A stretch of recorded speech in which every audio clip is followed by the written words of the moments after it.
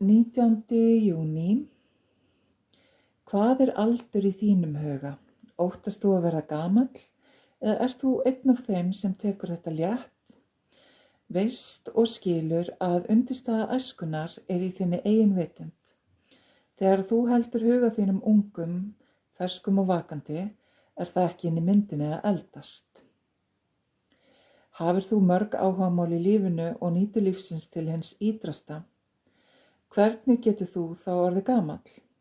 Mannverurnar takmarka sig þegar þær hugsa lífið með ákveðnum toppi og síðan dali það.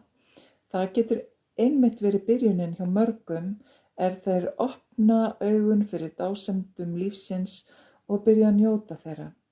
Láttu allar hugsanir elli hverfa.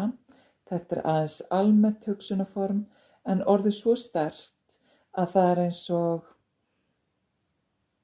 eins og afar hörð hneta sem er erfitt að brjóta. Byrja núna að endurskoða hugsun þína aldur.